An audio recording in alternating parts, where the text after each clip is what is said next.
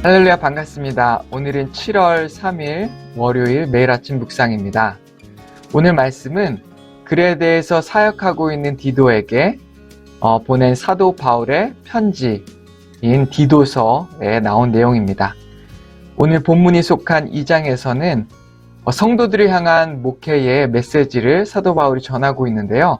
오늘 본문 말씀을 함께 나누기를 원합니다. 디도서 2장 1절에서 15절 말씀입니다. 살아계신 하나님의 말씀입니다. 오직 너는 바른 교훈에 합당한 것을 말하여 늙은 남자로는 절제하며 경건하며 신중하며 믿음과 사랑과 인내함에 온전하게 하고 늙은 여자로는 이와 같이 행실이 거룩하며 모함하지 말며 많은 술에 종이 되지 아니하며 선한 것을 가르치는 자들이 되고 그들로 젊은 여자들을 교훈하되 그 남편과 자녀를 사랑하며 신중하며 순전하며 집안일을 하며 선하며 자기 남편에게 복종하게 하라. 이는 하나님의 말씀이 비방을 받지 않게 하려 함이라. 너는 이와 같이 젊은 남자들을 신중하도록 권면하되 범사에 내 자신이 선한 일에 본을 보이며 교훈에 부패하지 아니함과 단정함과 책망할 것이 없는 바른 말을 하게 하라.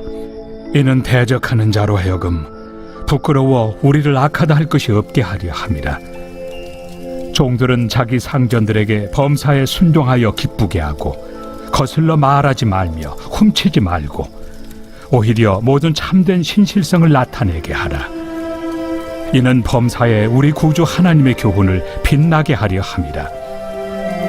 모든 사람에게 구원을 주시는 하나님의 은혜가 나타나 우리를 양육하시되 경건하지 않은 것과 이 세상 정욕을 다 버리고 신중함과 의로움과 경건함으로 이 세상에 살고 복스러운 소망과 우리의 크신 하나님 구주 예수 그리스도의 영광이 나타나심을 기다리게 하셨으니 그가 우리를 대신하여 자신을 주심은 모든 불법에서 우리를 속량하시고 우리를 깨끗하게 하사 선한 일을 열심히 하는 자기 백성이 되게 하려 하심이라. 너는 이것을 말하고 권면하며 모든 권위로 책망하여 누구에게서든지 업신여김을 받지 말라. 여러분, 이제 우리가 디도서를 나누게 되는데요. 여러분 잘 알다시피 이 디도서는 사도 바울이 그레데에서 사역하고 있는 디도에게 보낸 편지입니다. 사도 바울이 그레데에서 교회를 개척한 시기는 1차 선교 여행 중이었을 것이라고 많은 학자들이 생각을 합니다. 사도 바울이 그레데에서 교회를 개척하고 그곳에 디도를 남겨서 남겨진 사역을 계속하도록 하고 사도 바울 자신은 이제 선교 여행을 계속하게 됩니다. 이 그레데는 여러분 지도를 보시면 지중해에서 가장 큰 섬들 중에 하나입니다. 그리스 밑에 쪽에 있는데요. 지중해에서 네 번째로 큰 섬이라고 하는데 정말 큰 섬인 것을 찾을 수 있습니다. 디도서 편지를 통해 이 그레데에서 장로들을 세우고 그들을 양육하도록 그들을 지도하도록 목사였던 디도에게 지시하는 내용을 우리가 발견할 수 있습니다. 오늘 본문에는 다양한 그리고 많은 지침들이 담겨져 있는데요. 세 가지 단락으로 우리가 구분해서 생각해 볼 수가 있습니다. 첫 번째 단락은 노인 남자와 노인 여자에 대한 신앙 교훈, 그리고 젊은 남자와 그 젊은 여자, 그리고 종들에 대한 지침이 1절에서부터 10절까지 담겨져 있고요. 그리고 11절에서 14절은 성도가 선한 삶을 살아낼 수 있는 이유와 근거에 대해서 다루고 있습니다. 그리고 마지막 15절에는 목회자에게, 디도 자신에게 요구되는 자세가 담겨져 있습니다. 우리가 디도서를 대할 때 사도 바울이 목회자였던 디도에게 보낸 편지로 그냥 목회 서신이라고 그냥 목사님들에게 주신 메시지로서 생각해서는 안 됩니다. 다양한 성도들이 향해 주신 하나님의 신앙생활 지침서로서 우리가 이 본문의 말씀을 받으면 참 좋을 것 같습니다. 저는 오늘의 많은 이 메시지 중에서 11절과 14절에 담겨진 성도가 선한 삶을 살아낼 수 있는 이유와 방법에 대해서 여러분과 함께 먼저 나눴으면 좋겠는데요. 우리 12절과 13절을 먼저 함께 읽어보도록 하겠습니다. 우리를 양육하시되 경건하지 않은 것과 이 세상 정욕을 다 버리고 신중함과 의로움과 경건함으로 이 세상에 살고 복스러운 소망과 우리의 크신 하나님 구주 예수 그리스도의 영광이 나타나심을 기다리게 하셨으니 12절과 13절에는 우리 성도들이 마땅히 살아야 할 그런 선한 삶의 모습이 어떠한지에 대해서 구체적으로 보여주고 있습니다. 여러분, 우리가 보통 선한 삶이라고 하면 선한 행위를 하는, 착한 일을 하는 삶 정도로 생각하기가 참 쉽습니다. 그런데 우리 크리스천들이 마땅히 살아야 할 이런 선한 삶은 착한 일을 하는 삶 정도에서 그치는 것이 아닙니다. 오늘 본문에서 그런 삶이 어떤 삶인지를 구체적으로 우리에게 보여주고 있는데요. 첫 번째는 세상 정욕을 버리는 삶이라고 말하고 있습니다. 그냥 착한 일을 하고 그것에 만족하고 그럼 내가 천국 가겠지라고 하는 삶이 아니라 우리의 마음속에서 세상의 정욕을 버리는 삶이라고 말하고 있습니다. 우리가 이 세상을 살펴보면 요즘 세상은 외모지상주의, 물질 만능주의가 가득한 세상입니다. 세상을 바라보면 바라볼수록 우리가 더 많은 것들을 원하고 바라게 되어 있습니다. 또 많은 것들이 필요하다고 느끼게 되는 것이죠. 무엇이 더 갖고 싶다라고 하는 생각이 우리 마음속에 가득하게 되고 내가 원함이 아니라 그것을 마치 내가 필요해 정도로서 내가 이것은 꼭 필요한 것이야 라고 세상에 있는 것들을 원하는 우리의 모습을 발견할 때가 종종 있는 것이죠.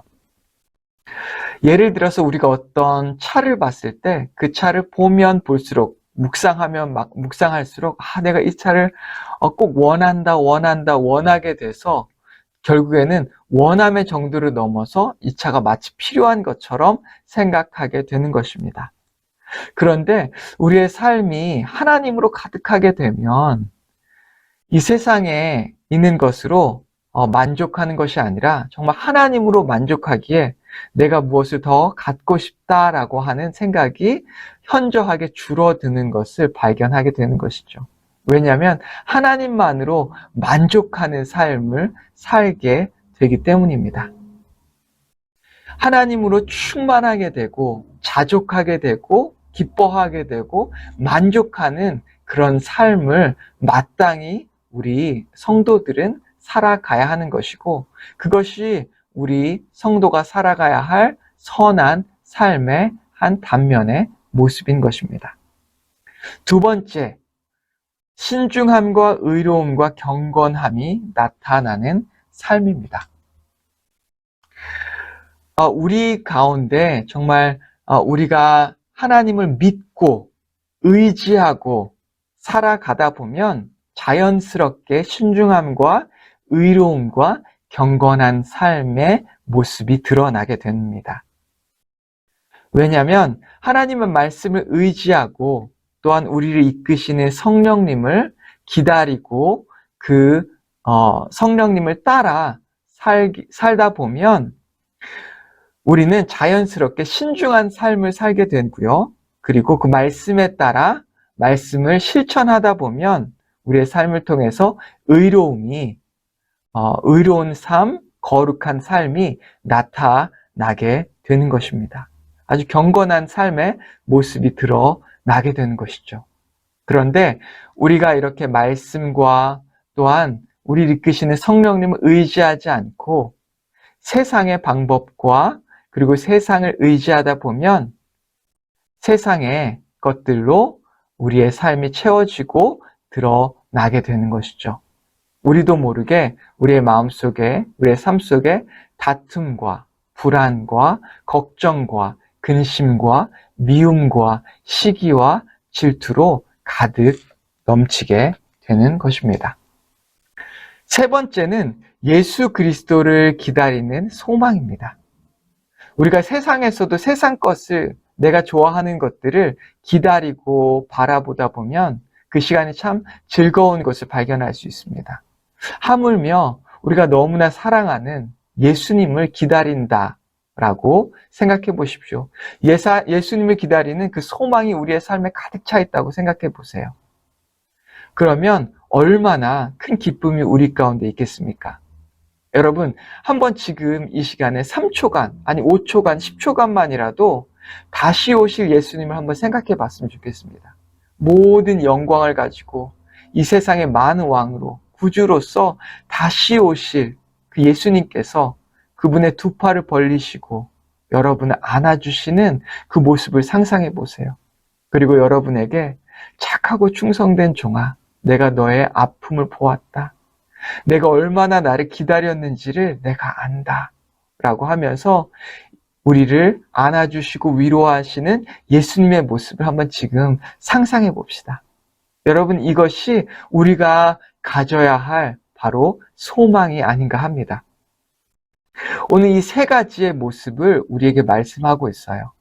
정말 다시 오실 예수님의 모습, 그리고 세상의 것을 기다리고 또한 세상의 것을 바라는 것이 아니라 세상 정욕을 가지고 살아가는 것이 아니라 예수 그리스도를 바라보는 그 삶을 통해서, 그리고 성령님을, 우리의 삶을 이끄시는 성령님과 하나님의 말씀을 의지하고 지켜냄으로 통해서 거룩한 삶, 신중하고 의로운 삶을 살아내는 신도의 모습이 잘 드러나 있는 것이죠. 그런데 이런 삶을 살아내기 위해서 우리가 경험해야 할 한 가지가 바로 오늘 본문 말씀에 잘 나타나 있습니다. 우리 11절과 14절 말씀을 한번 보시기 바랍니다. 제가 읽겠습니다. 모든 사람에게 구원을 주시는 하나님의 은혜가 나타나. 14절입니다. 그가 우리를 대신하여 자신을 주심은 모든 불법에서 우리를 속량하시고 우리를 깨끗하게 하사. 우리가 이런 거룩한 삶을 살아내기 위해서 꼭 필요한 것은 바로 하나님의 은혜입니다. 그리고 이 은혜는 모든 사람들에게 나타났다라고 본문은 말씀하고 있는 것이죠. 우리가 이 은혜를 제대로 경험할 때야 비로소 우리는 거룩하고 의로운 삶, 선한 삶을 살아낼 수 있는 것입니다. 오늘 본문에서 이 은혜가 나타난 것을, 은혜를 어떻게 표현하고 있습니까? 모든 불법에서 우리를 속량하시고 우리를 깨끗하게 하셨다라고 말하고 있어요.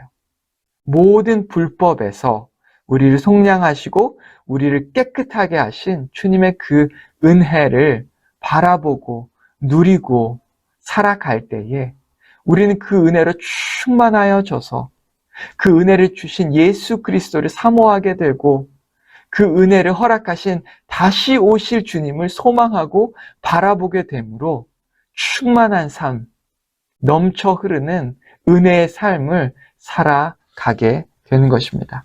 오늘 우리가 그 은혜의 삶을 살아가는, 그리고 거룩한 삶을 살아내는 모든 성도님이 되기를 주님의 이름으로 축원합니다. 같이 기도하겠습니다. 하나님 아버지, 감사합니다. 우리가 예수님께서 주신 그 은혜를 체험할 때 비로소 거룩한 삶을 살아낼 수 있음을 고백합니다. 하나님 아버지, 오늘 주님의 그 은혜를 더 깊이 체험하기 원합니다. 그리고 은혜 가운데 살아가는 우리가 다시 오실 그 은혜를 주신 예수 그리스도를 바라보며 소망하는 삶을 살아낼 수 있게 인도하여 주시옵소서. 예수님의 이름으로 기도했습니다. 아멘.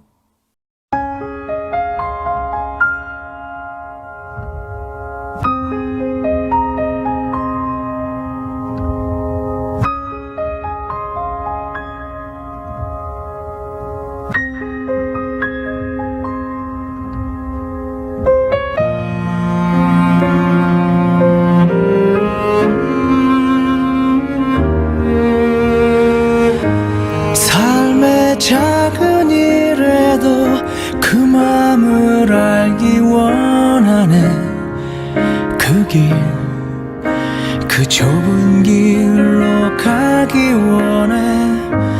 나의 작음을 알고 그분의 크심을 알며 소망, 그 깊은 길로 가기 원하네.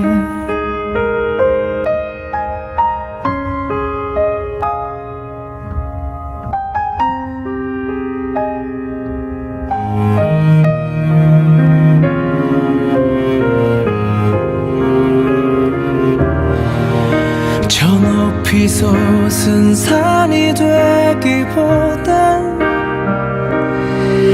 여기 오름직한 동산이 되길. 내가 가는 길만 비추기보다는 누군가의 길을 비춰준다면 내가 노래하듯이 또 내가 얘기하듯이 살길. 난 그렇게 죽기 원하네. 삶의 한 자리라도 그분을 닮기 원하네. 사랑, 그 높은 길로 가기 원하네.